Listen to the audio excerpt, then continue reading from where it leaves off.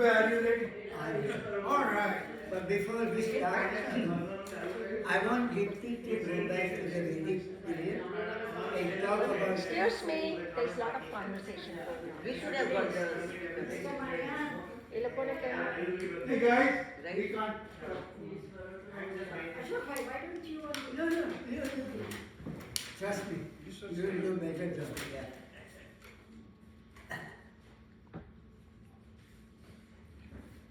No, like we were talking in the dinner time. There is one important aspect during the Vedic period, that Vedic period is not a monolithic period. It's a period of lot of transition. From a nomadic life, you become a settled community. So you need more land, so there is more power.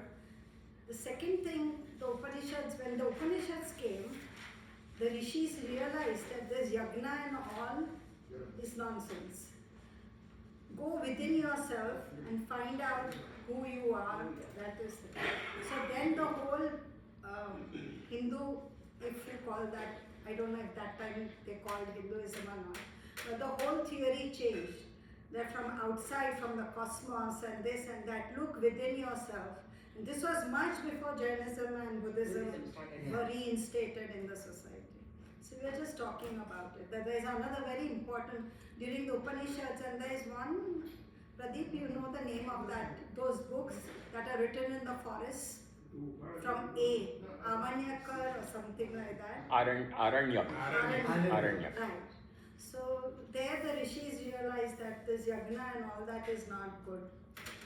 I thought they were the ones who promoted that. No, during the Rig Vedas, during the Vedas, Rig Vedas, once the Upanishads came and people had more time to get it, more time for themselves, they started realizing that all these yagnas and all is not going to take us anywhere. So the Veds were more focused on rituals, Yes. whereas the Upanishads were more on philosophy. Yes. Okay, Ved versus Upanishad. Yeah. Philosophy. Yeah. But Upanishad is part of the Vedas. So if you go to Yajur Veda, and there is Ishavasya Upanishad or Ishopanishad. Ishopanishad. So if you study Ishopanishad, there it says that, first of all, I agree that the Vedas are all rituals. The Rig Veda, if you read the Rig Veda, there are no gods. The gods that they pray to were the forces of nature. Yeah. Okay, so Vayu, the sun, Agni, Bhumi, and all these rituals were about the materialistic things, which is give us more cows, give us, like, we need better crops, we need better rains and everything else. And it's funny that Ishopanishad, which is part of Rig Veda, it criticizes the rituals and then goes on to describe the rituals. So if you study Ishopanishad, there it clearly says that if you spend your whole life in rituals and pray to God and all those things, the result is that you enter Andhatamas. So tamas is darkness. Andhatamas is even more darker darkness. And that's your result, that if you spend your life in rituals and everything else, because it's karma, you will not get the moksha. The best thing you can expect is like you will live to be 100 years and you go to Swarga and all those good things. But there also is limitation, because the Swarga is also, you achieve Swarga based on your karma. And your limited karma gives you limited fruit. So your staying Swarga is also limited. And then you come back and you're reborn. So what Adi Shankaracharya ji says that forget all these things, because what you want to achieve, you're already there. Only thing you have to remove by knowledge is your ignorance. And you are Satchit, what? Nirmam Satchit Ananta Atma. So it's even funny, and then Ishopnishad is only 18 slokas, but it is so deep. And at the end of Ishopnishad, the Rishi's prayer is, that at the time of death, what he wants, he's praying to Surya, which is the life giver, and then he's telling his mind to collect all his good karmas and take it with him to the next birth. So he has still not achieved moksha. That is the whole point. This is very deep, but I'm just trying to summarize that Vedas, like most of us might think that it is on the path of spirituality. It's not. It's totally materialistic. Yeah, so deepest point, people give become more Yeah. spiritual. There is no Ganesh, or there is no They wanted Lord to please Vishnu the or gods. Krishna or anybody else. No, It's in forces Veda, of nature. Veda, original Veda. It's forces of nature. And the reason Adi Shankaracharya says that if you try to control Devta, and now when we say Devta, is for us Devta is Krishna and Ram and all that thing. For them the Devata was the forces of nature. And it's like, so then I think the indication is about tantric practice, that if you try to control the gods, which is you try to control the rain and fire and all those things and control the power, then you enter into the darkness of the darkness. That is the reason. But that was in 8th century, correct? I mean, Adi Shankaracharya was in 8th century. No, I'm And good it with goes check. back earlier. Okay. Anyway, I think we Okay, should any more? continue on Yeah. our. Yeah, go ahead, Ashok. So next step was 322, yeah, this is fine, yeah, 550 CE. And Gupta dynasty is considered as a golden period in Indian history. From political perspective, economic perspective, you name it, Chandragupta I was the first king in this particular dynasty.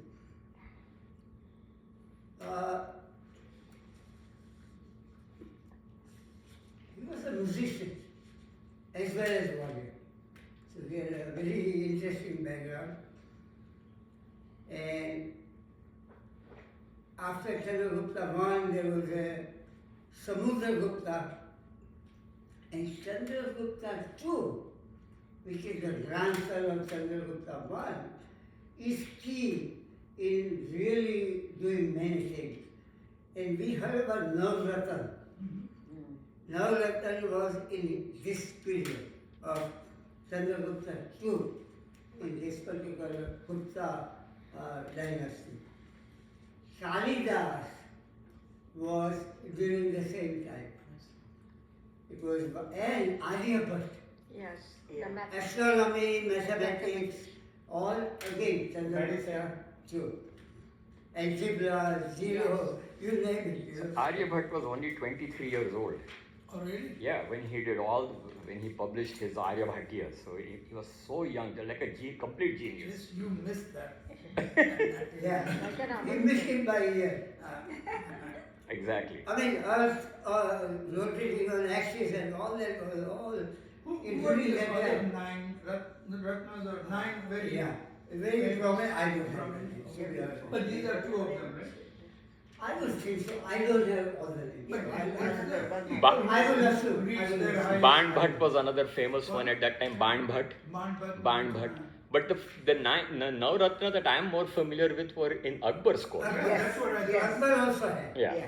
Yeah. Birbal was Birbal, Todarmal, Yellow Dharma. yeah, Tansen. Tansen, yeah. Yeah. There were scientific texts during this time.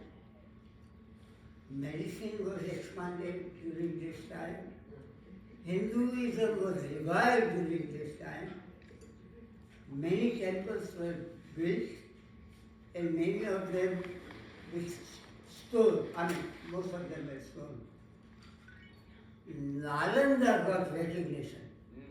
Nalanda University, or the Buddhist place, got recognition. Recognition or they were built during No, it was built. It was earlier. Earlier, but it really became very famous. a lot of even foreign students came Yes. to learn on this. The Gupta dynasty was run centrally in provinces and, typical structure, organization structure. Now there is one element which I heard or read talks about that women were not kindly looked upon during this time.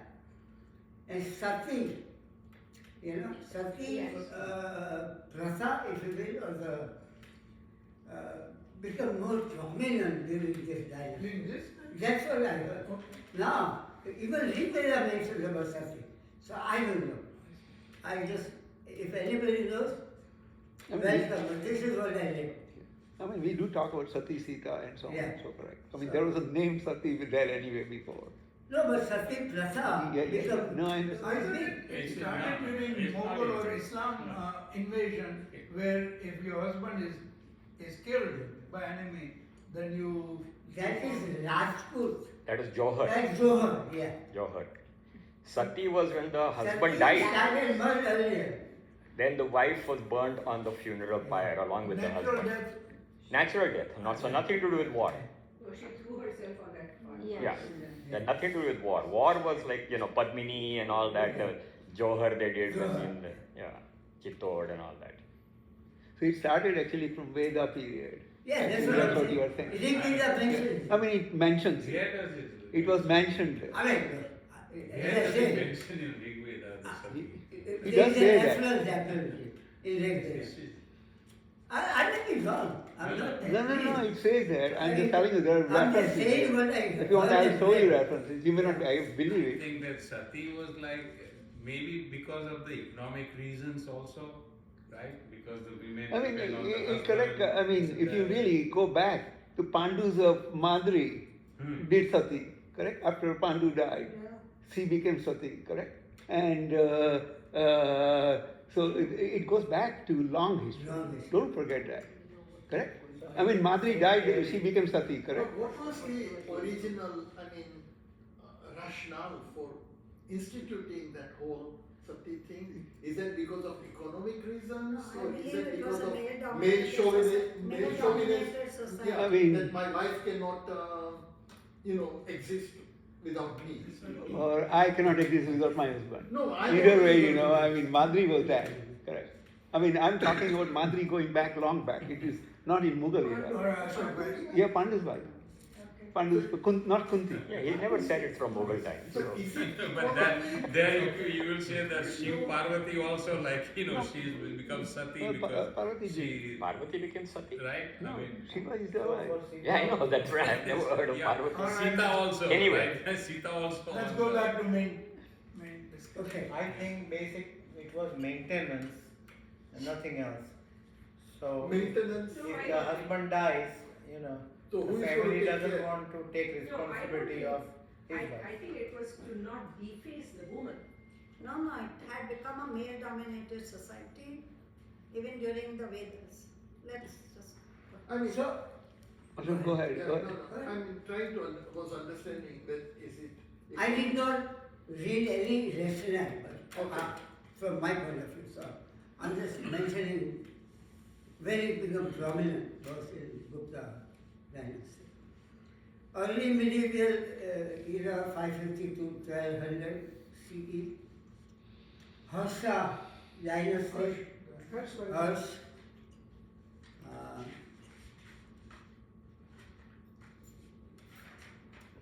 These are all kind of You're well prepared, huh? Ashok? mentioned about.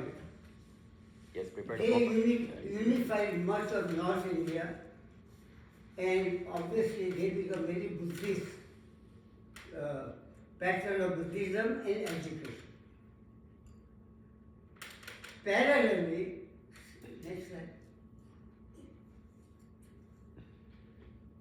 Chola, South India, this is a very important era for South India. 850 to 1279 CE. Raja born, Rajendra born, they were the key players, if you will, and they had shown the naval power and Southeast Asian influence. These are the only kings who went outside India, actually. They went all the way to Indonesia, State of Malay, Bay of Bengal, because, and this all without GPS. At that time, there was no GPS. But they had the experience from monsoon winds and sky, night sky, in terms of stars, how they line up. They could, you know, they could have a journey here.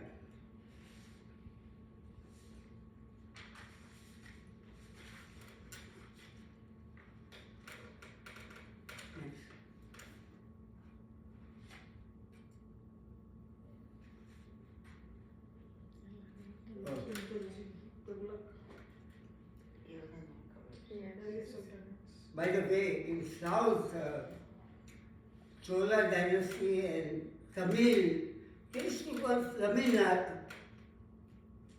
Raja. That whole South area was called Tamil Raja at that time, which had Pandyas and Chela and Chola. And as I mentioned, lot of Dravidian culture, we call it, temple-driven. Mahabalipuram was developed during that 800 to 1200. I don't know anybody has visited Mahabalipuram. Yeah. So beautiful, so, UNESCO so was- huge. The other thing they were very famous for was metallurgy, Chola period, Yeah. and particularly bronze. Yeah. Bronze statues. Chola bronze is very, very exquisite. A lot of them looted from India. You'll see them in Western museums all over the place. You go to the Met Museum here, you'll find them. But they were extremely experts in metallurgy. Yeah. Isn't it, when was that stone carving came? Because stone carving was brought from the engineers and architectures were brought from other countries. No, stone carving is much, much older. Yeah. Much older, but when? Yeah. Now, very simply, right before this, Ashok was there is a big, by the way, between Gupta dynasty and rest, it's all fragmented again. There was control. When your centralized power, you lose control once the powerful ruler is no longer there, you lose control, and that's what happened. And at the 1000-year CE, if you will, Rajputs become very, very prominent. Rise of Rajput, and they played a big role in pushing back on Delhi Sultanate, which was, if you all know, the Islamic world, Muhammad Ghazni tried to loot, if you will, India 17 times. And one time he was successful, and that was Somnath Temple. Yes. He looted everything, literally everything. And what he did is, Muhammad Ghazni went back, and the world was, India is rich. However, India is fragmented. Too many kingdoms. So easy to fall for, if you will. And that's what drives Muhammad Ghori to attack India. And Muhammad Ghori was, Prithviraj Chauhan was Rajput that time. And he's the one, 1191, he loses, Muhammad Ghori loses the war. It's Patliputra or what area is it? Panipat? You think you're Panipat? Panipat. Because Prithviraj Chauhan had a elephant armor, which obviously horses and all that. Huge military, very powerful king. So he could really push back Muhammad Ghori. But what happened? Muhammad Ghazali went back, he figured out how to win, and he came back within 1 year. And in those times, the wars were fought by announcing the war and had to have, very strict. There was a protocol. There was a protocol. But Muhammad Ghori did not use that protocol.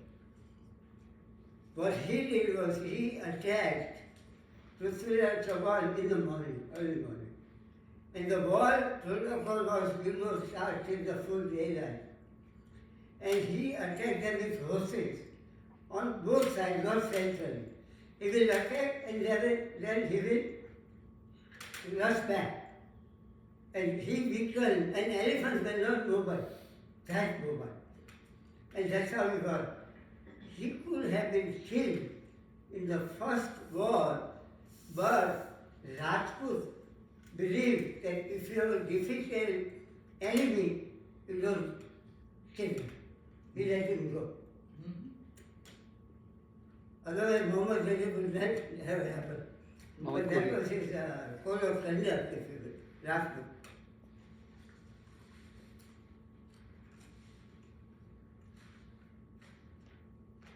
They call it Delhi Sultanate, right?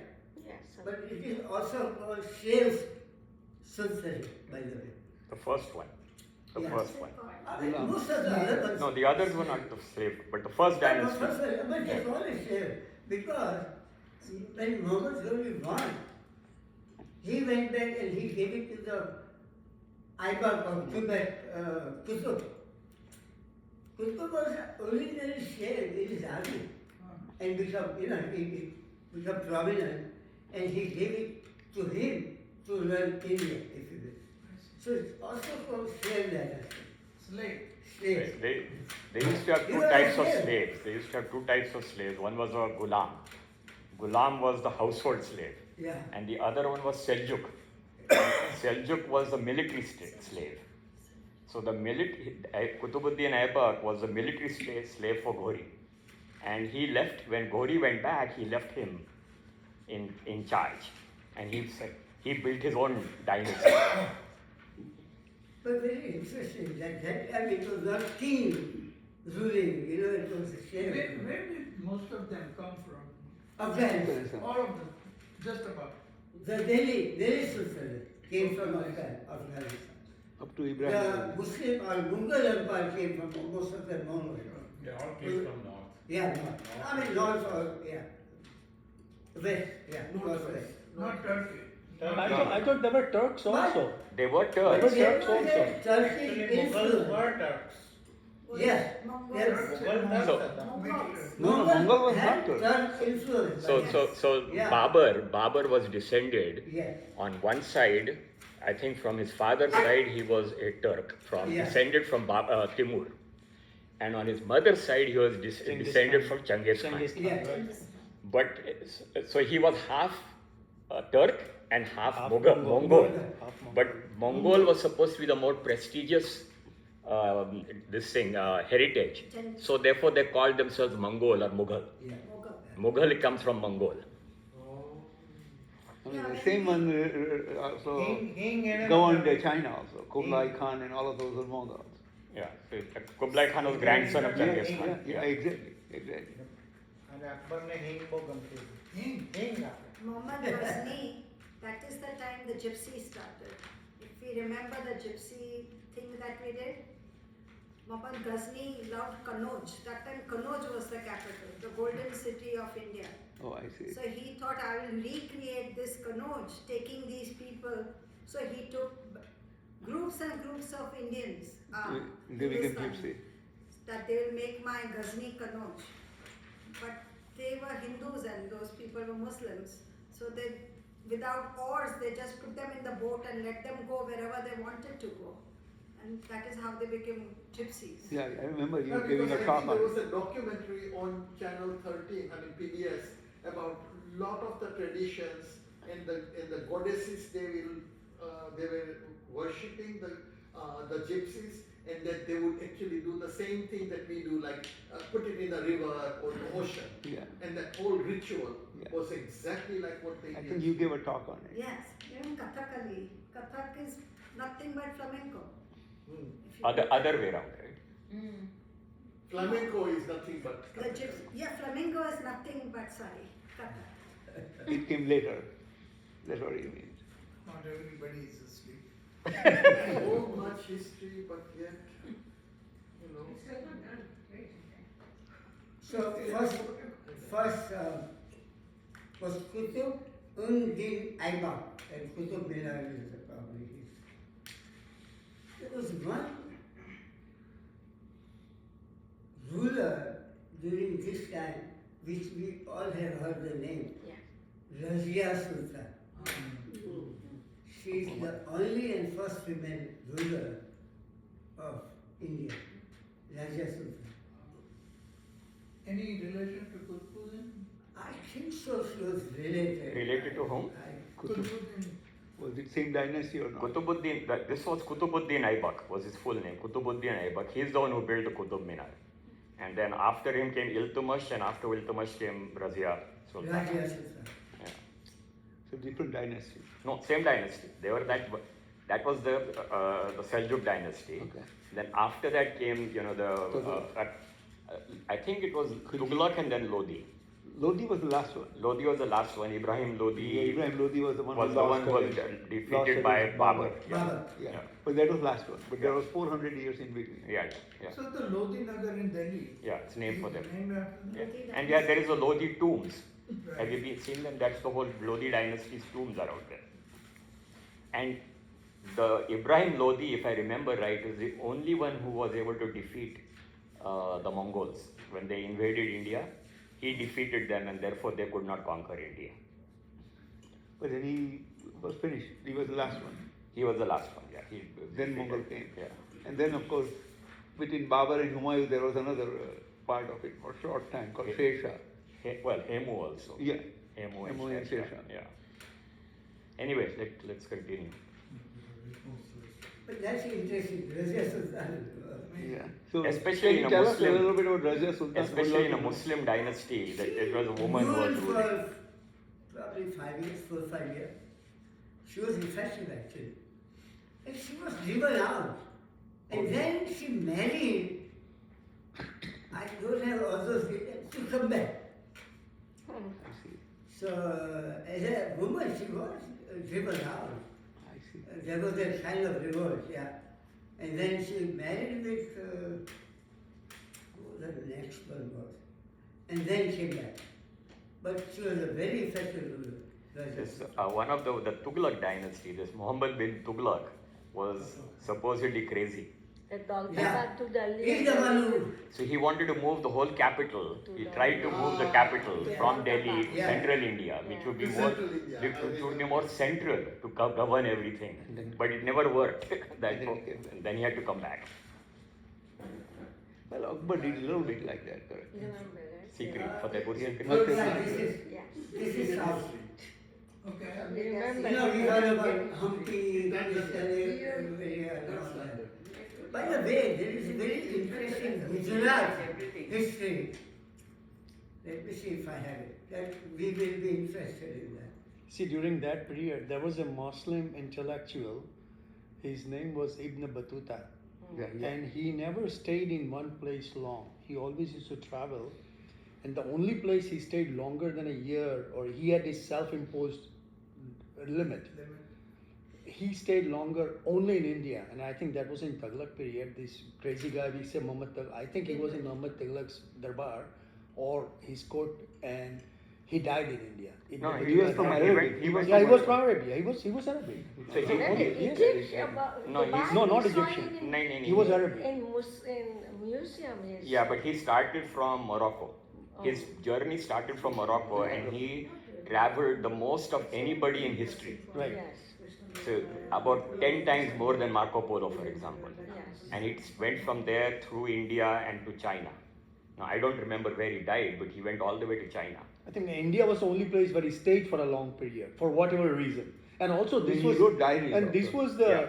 this was the golden period of Islam also. The Central Asian countries, when Altamash was there and all that, this was the golden period of Islam also, in many ways. And he wrote notes also, which Yeah. are. So one of the interesting things about Ibn Battuta was wherever he went, he would marry somebody, a woman, local woman.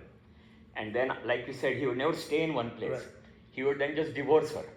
And he would go to the next place and he would marry somebody else out there. So why did he have to divorce? Somebody could just go Talaq, and marry talaq, somebody talaq. According else. to Yeah, but he had to still only. According to Muslim religion, you can have four. But he could only have 4, right? So this way he could keep having more and more and more. Far Right. exceeded 4. But nobody would know that he was marrying somebody. But Allah would know. Allah would know. That's कोई बताए अल्लाह बताए इन नौजवानों से. Allah बचाए. In the era of Delhi Sultanate, Gujarat was independent. Oh, And it was a Solanki dynasty. yeah, so. Right. Same time.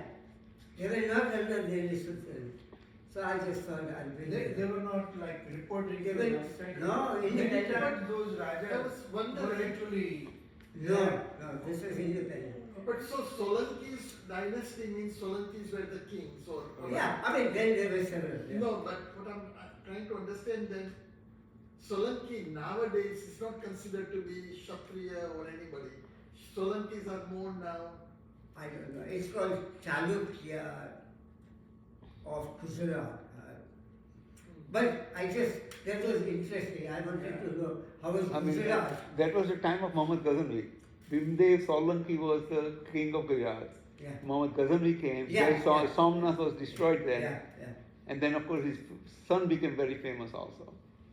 And grandson, Siddharaj Jai Singh. Yeah. Siddharaj Solanki. Jai Singh is a grandson of Bhimdev. Bhimdev had a son called Karnadev, and Karnadev's son was there. I think Gujarat became part of the Delhi Empire, so to say. Afterwards. In Akbar's time. Yeah, in Akbar's after- time. yeah, In Akbar's yeah, time. yeah. Okay. We'll go next. Next. You want to say anything about Hampi or any of those things? Not much really. Okay. I wouldn't. Okay, that's okay. It's not much in South. Okay. Yeah. Because I don't know myself, that's why I thought I'd ask you. You know, except the influence of South and Southeast Asia was If you- tremendous. It's like the Angkor Wat was built by a Hindu king Yeah. of Cambodia. Yeah. And he was influenced by the southern kingdom. I mean, there is, I don't remember the name of that temple, but there is a temple in the south which was supposed to be the model. Smaller, but it thought that was the model for Angkor Wat. Yeah. And Angkor Wat was a Vishnu temple. Yeah. And then eventually Jayavarman's grandson became Buddhist. So people started calling it a Buddhist temple, but it is a Vishnu temple.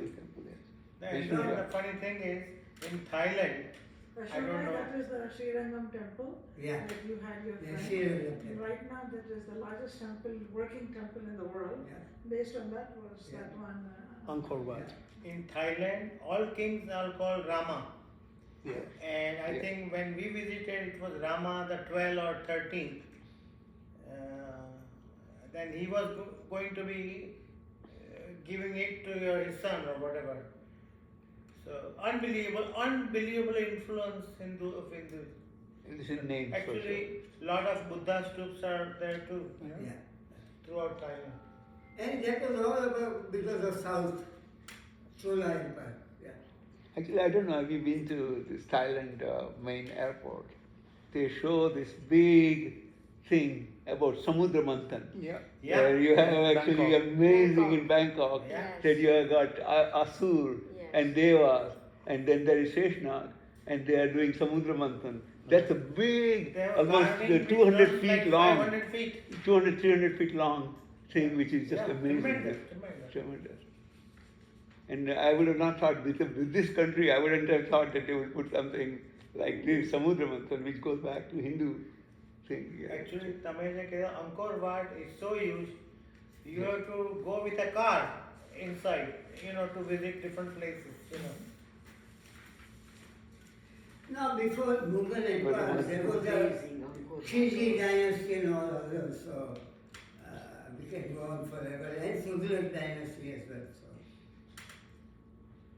Mughal Empire, Babur was the key and first battle was in Panipat.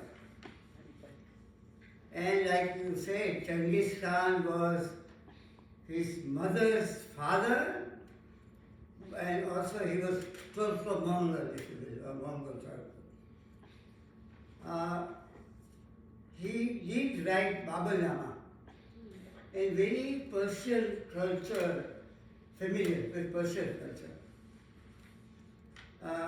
And then came Humayun. Humayun, who was the son of Babur, temporarily had lost and then regained the power. He was driven out. Then came the great Akbar. 1556 to 1605. Akbar at age 13 was involved in a very brutal war, by the way. So he was hardened. And he did not learn to read. So everything he learned by listening. Everything. He was so sharp, you know. And at age 13, he has seen some tough world, if you will. Yeah. His accomplishments were he expanded greatly, administration, reform. He was one of the greatest ruler. Zodabai, who is a Rajput princess, was his major wife. I mean, they all had many wives. Akbar is well regarded, and he had no reference. Birbal and Solomon and all of that. He is very, very. By the way, he did fight Rana Pratap.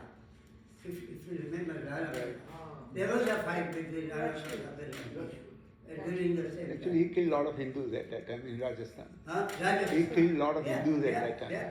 yeah, Tens of thousands of yeah, Hindus. yeah. Who Akbar? Akbar. He was ruthless in the beginning, similar to Ashok's story, by the way. Akbar's story. Very similar. Very ruthless in the beginning, then he becomes a lot more compassionate and really does a lot of good things for India. And I Starts think a marriage new- with Jodhabai was part of settlement, Same. so they So no longer would kill each other. Same. The marriage with Jodhabai, though, I believe is supposed to be a legend and may or may not be true, right? Oh, That- that's right. That is That is what right. people say. Yeah. That Well, Jodhabai. the story goes It's a. that Muslims who were going to go for namaz, they had to go through Gujarat, and they were looted by this Rajasthan. Going to Makkah. Hajj. People. Yeah. And this was a political marriage, like Man Singh was his brother-in-law. Actually, Jodhabai never wanted to marry, but her father said this is the only way we'll survive. Akbar's, and it was good for Akbar also because Muslims who were going for namaz, they didn't have to worry about being looted on the way. So he also started a religion, Yeah. Deen Ilahi. Deen Ilahi. Akbar It's like a mix. So between mix of Hindu, and Muslim, yeah, because he was very tolerant. I mean, initially he might have had killed, but There is a saying that Actually- they met Mirabai huh. in Varanasi. That's what when we were in Varanasi, they were saying that they met and Dine Ilai came from From meeting her, that because of her influence. meeting Mira. In Fatehpur Sikri, there is a small room with like a jarukha where Akbar used to sit, and 8 or 9 sections where different gurus used to sit there. And Akbar started a religion called Dine Ilahi, Yeah. which was like a mixture of Hindu and Islam and Hindus and everything. In fact, he built Fatehpur Sikri. Hmm? He built Fatehpur Sikri, Agra Fort, Buland Darwaza. Fatehpur Akbar Sikri, yeah. was the king. Also, he's the one who took out the tax on non-Muslims. non-Muslims were taxed before that. Yeah, if And they have not to the go Muslim, he took that. for going to Until the today religious also. places. Until Called Modi Jajia came. Vera. Jajia. Until Yeah. recently. Yeah. Until Modi came. Yeah. And Tulsidas was during That I the don't same know. time, during Akbar time. Nehru was Muslim. So, Akbar did a lot of good things for India. And Gandhi was Muslim. Yeah, of course. But before Akbar, for 5 years, there was a king called Shah Suri. Yeah, He was very effective, very effective. very effective. Great administrator, built huge roads. I mean, he is the one who had a postal system. So he was very effective, right before Akbar. He built the And then Akbar. Grand Trunk Road, which goes Yeah. all the way across India. Yeah, He he built. is the one who built it. Sher Shah Suri. Shah Suri. Right before Akbar, 5 years. Related to Mughals? No. He threw away Humayun. Oh, Humayun had ran Yeah. away to Iran. Yeah. That's why, yeah. Humayun ran away to Iran. Leave for a while and came back. And that's where Akbar was born in Iran. Iran or Afghanistan? Iran. Iran? Yeah, for sure. I just read Afghanistan. I think he was born. Babur or Akbar? No, Akbar. Babur would have been Tajikistan. Yeah, Babur would be different. I'm talking about Akbar. And Akbar was Humayun born was in in Iran. Iran. Humayun ran away to Iran. Yeah, but he was born there in I Iran. thought he I was born in think he was. Afghanistan. But Okay, anyway, maybe I'm doesn't wrong. matter. Maybe I'm Doesn't wrong. matter, yeah. And Rupaya, She can check it. Rupaya coin came during Sher Shah Suri, Sher Shah's. which today we call Rupaya. Right. Very, very interesting. Then there was Jahangir. Pakistan. Yes. He really patronized art and painting, but his wife ruled the dynasty, Nur Jahan. We all have heard the name Nur Jahan. Yes. She was like Sonia Gandhi. He is very alcoholic. Yeah. There is a man-made lake in Ahmedabad called Naginawadi. And we owe What is it called? Naginawadi, and we owe it to Nur Jahan. Nur Jahan, yeah. Jahangir, Kankaria pass hai. Near Kankaria, there is this man-made lake. It's called Naginawadi. Kankaria Lake is the. Yeah. Naginawadi is the whole area. Oh. by name. So Jahangir was the Suba of Gujarat. Akbar had deputed Jahangir He is governor. to rule Gujarat, as governor of Gujarat. And Nur Jahan did not like the heat of Ahmedabad. So she used to call Ahmedabad Gardabad. And she needed to lower the temperature of the town when she was there. You're going to So she Gardabad? built that lake. And there is a little place within the lake where you can stay, so it's all surrounded by water. Yeah. So I can actually. we owe it to Nur Jahan. Even Aurangzeb was also governor of Gujarat Yeah. for a while. So a lot of those In were in fact, Ahmedabad. coins were minted in her name, Nur Jahan. So she was so powerful. Yeah, Nur Jahan was powerful, that's true. Yeah. And she rescued Jahangir. I think Jahangir had some challenges, I guess. So. And then Shah Jahan was the problem. And then Aurangzeb, well, they built Taj Mahal and promoted architecture. Aurangzeb, Yeah. Yeah, Shah Jahan. Taj Mahal was by Shah Jahan. and Aurangzeb, by the way, lived long.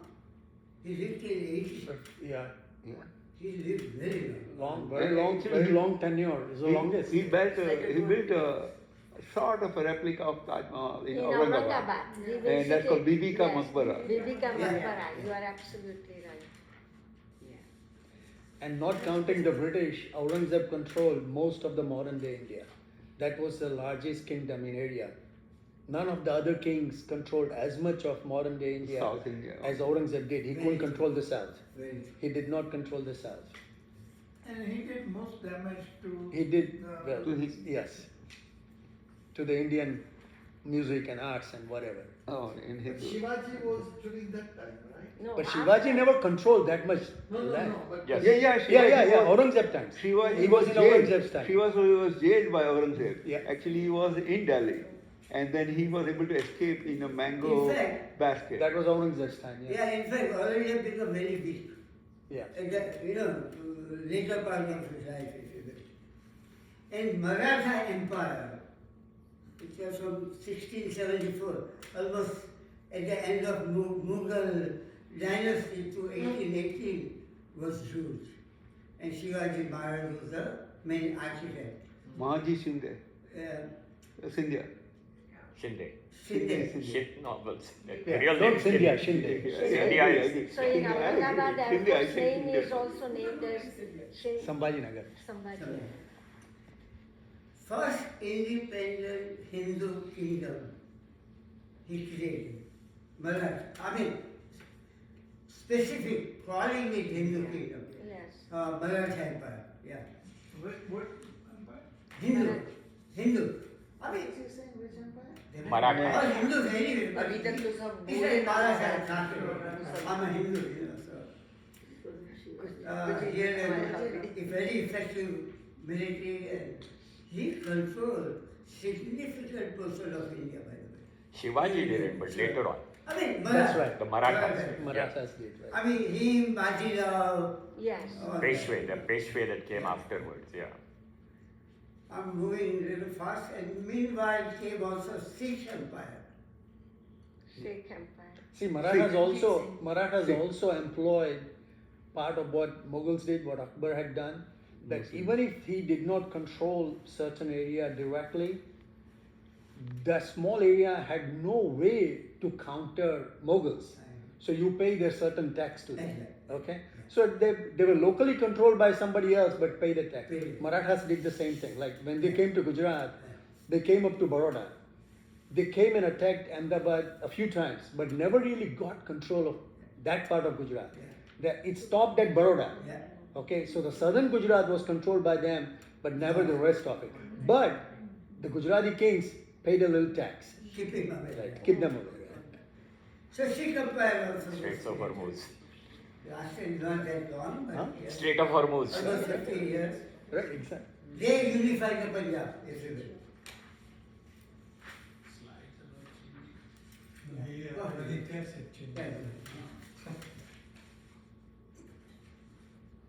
So Ashok, Mughal Empire lasted longer than Maratha Empire, right? Of course. Maratha was 50 years. Sikh Empire was 50 years. I guess I just. Mughal was huge. Almost 250 years. Yes, 200. And Delhi Sultanate was almost 300 years. And this way all the Babur, Humayun, Akbar, Jahangir, Shah Jahan, and Bahadur Shah. Yeah. The Delhi Sultanate, they were not ancestral. No, I told you first Completely different. first Different one dynasty. was slave, yeah.